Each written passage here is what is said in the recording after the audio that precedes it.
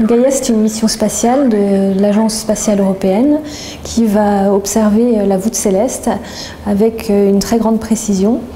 Le but premier de cette mission spatiale, c'est de mesurer la position, la distance et les mouvements des étoiles de manière très précise. L'intérêt de partir loin, en tout cas en dehors de l'atmosphère de la Terre, c'est qu'on peut avoir des mesures très précises des positions, puisqu'on n'est pas gêné par l'atmosphère qui va brouiller les images à cause de la turbulence atmosphérique. C'est un gros projet européen. Il y a environ 400 chercheurs, plus de nombreux ingénieurs qui travaillent dessus depuis 10-15 ans, voire plus.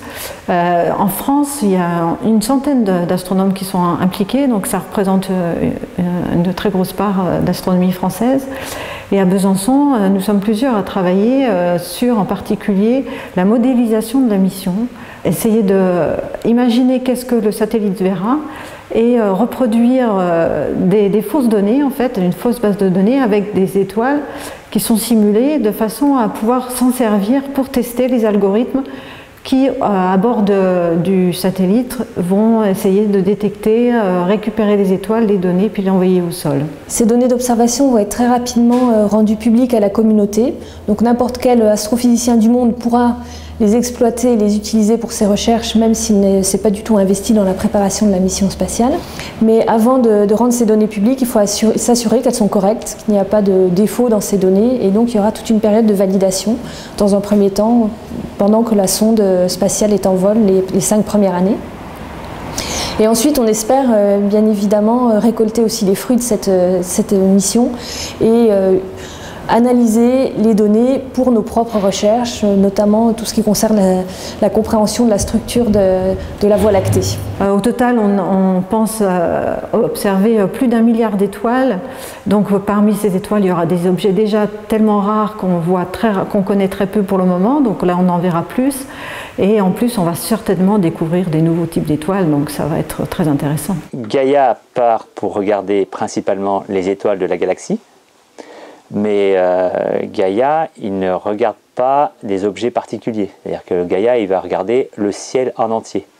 Donc, il a été optimisé pour voir au maximum les étoiles de la galaxie, donc 1 milliard d'étoiles ou plus, mais il verra tout ce qui se passe dans le ciel à ce moment-là. Donc, en particulier, tout ce qui est le système solaire.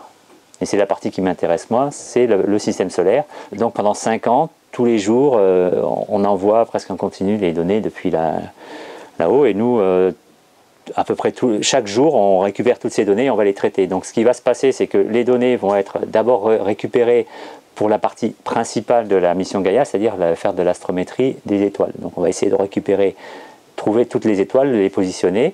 Donc les gens qui s'occupent des étoiles vont récupérer les données, vont extraire tout ce qui leur semble être une étoile simple à reconnaître, et tout ce dont ils ne savent pas quoi faire au départ, ils vont le rejeter.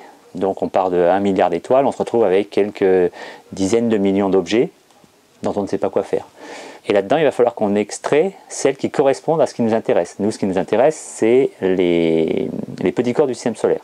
Ce sont des objets du système solaire, donc qui tournent autour du Soleil et qui ne sont pas ce que l'on appelle les planètes. Et c'est là que ça devient un petit peu délicat. Donc ça, il se trouve que c'est la partie sur laquelle je travaille, justement. Extraire de ces gros paquets de données la petite fraction qui correspond à ce qui nous intéresse. Le nombre d'objets que l'on va voir sera plus grand que ce qui a jamais été observé de façon aussi exhaustive.